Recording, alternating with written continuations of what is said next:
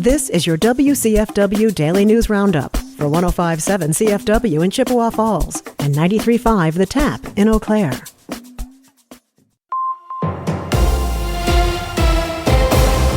105.7 CFW News, I'm James Kelly. As data center development becomes a focus for local governments across Wisconsin, the Eau Claire Plan Commission held a discussion on industrial land use at its February meeting. Proposed data centers, especially those geared towards artificial intelligence, have sparked community concerns over their water usage requirements and other negative environmental effects. Eau Claire Community Development Director Aaron White shared a presentation on the facilities with the Plan Commission, highlighting that not all data centers are AI-based and require the increased resources to operate. They're typically located in industrial parks. Data centers are secure facilities that store and process digital information. AI is what's catching a lot of the attention now, and a lot of the big centers are geared towards AI technology, but it's not AI that's only driving this industry. Anything that's stored in the cloud has a data center somewhere that's storing that data.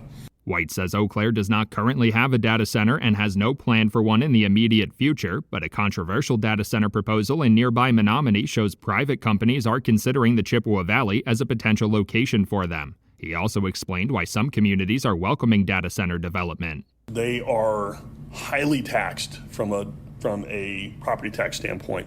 Industrial projects, there's a huge number of state tax breaks that are built into industrial expansions, so they pay a very limited industrial space compared to other comparable spaces. Industrial or data centers don't. They are highly taxable space. We're trying to get we're doing some research trying to get some more data on what that might look like, but that's why communities love them. They come in, they pay a huge amount of property tax across the life of the project. White also highlighted that Eau Claire does not have much developed but unoccupied industrial space, which would make it more costly for a private company to build a data center in the area.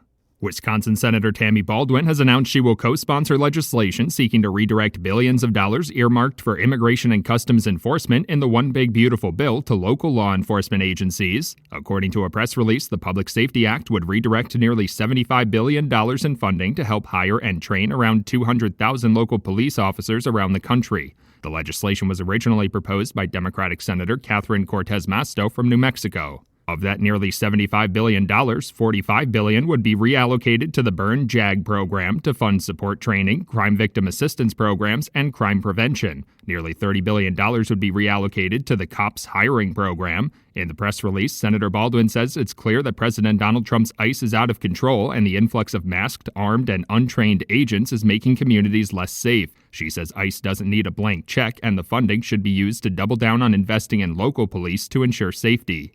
The Wisconsin Department of Agriculture, Trade, and Consumer Protection is sharing its most common reported complaints from 2025. According to a press release, landlord-tenant issues remain the top complaint for the third year in a row with over 2,600 official complaints. Many of those issues involve things like security deposit returns, infestations, evictions, and mold. Telemarketing was the second most common complaint and the only other topic to bring in over 1,000 reports, mostly regarding robocalls, harassment, and various scam practices. Other notable common complaints over the course of 2025 include nearly 650 home improvement complaints, over 450 reports of identity theft, over 200 travel-related complaints, and nearly 450 motor vehicle repair complaints. According to the press release, there were nearly 12,000 complaints filed with the Wisconsin Department of Agriculture and Consumer Protection in total in 2025. Agency officials say Wisconsin also returned a total of over $4 million to consumers. The Wisconsin State Legislature's Joint Finance Committee unanimously approved the release of $10 million in funding to support the construction of a new mental health and substance abuse treatment center in Chippewa Falls. The one-time grant payment will go towards the construction of the new Rogers Behavioral Health Facility to help replace some of the services lost with the closure of HSHS St. Joseph's Hospital 2 years ago. Rogers Behavioral Health officials say they expect to open the new treatment center sometime in early 2027. The school district of Cadott has placed its financial director, Danielle Mittermeier, on leave following accusations of embezzlement. According to court documents, Mittermeier is facing federal charges after being accused of stealing nearly $200,000 from the Alma Center, Humbird, Maryland School District between 2021 and this last August. School District of Cadott officials say they have no reason to believe that any of their funds were mishandled in any way, but will seek out an independent firm to conduct a thorough investigation of its finances. University of Wisconsin-Eau Claire accounting students will once again offer residents free assistance with their tax returns. According to a press release, students will offer free income tax return preparation through the Volunteer Income Tax Assistance Program this spring. Residents looking to take advantage of the help should have an income of $67,000 or less. They must also register ahead of time on the UWEC website, and appointments will be held at the Davies Center every Friday from 5 to 8 p.m. from March 6th through April 3rd.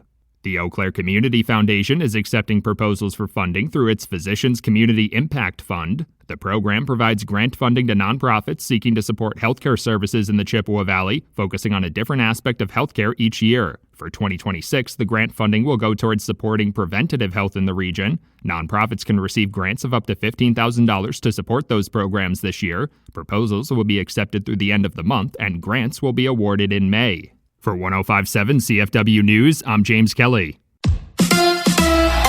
The Bucks in Orlando. Hi, I'm Mike Clemens with Sports NBA. The Bucks in Orlando tonight to take on the Magic. Milwaukee now with a 3-game winning streak. The Magic are 3 games above the 500 mark, but they've lost 6 of their last 10 games. College hoops. The Badgers on the road tomorrow night against Illinois. The Fighting Illini ranked 5th in the nation. Game time 7 p.m. NFL. The Seahawks beat the Patriots 29-13 in the Super Bowl. New England head coach Mike Vrabel on the loss. Just like every year, somebody's going to lose this game, and we have to remember what it feels like and make sure that it's not repeated. The Seahawks' Kenneth Walker III told in high school he'd never play football because of blood clots. Could he believe he was voted the game's MVP? Nah. If I would tell myself as a kid right now, I wouldn't have guessed that I would be the one winning MVP. So it's a surreal moment, and it doesn't happen without the guys in the locker room. That Seahawks running back Kenneth Walker from Super Bowl 60. I'm Mike Clemens. It is going to be mostly cloudy today with a high of 39 this afternoon. Tonight, mostly cloudy. We could catch a few sprinkles or flurries late tonight. Our low right around 30. Tomorrow, mostly sunny with a high of 36. I'm meteorologist Sean Cable. Temperature now 24.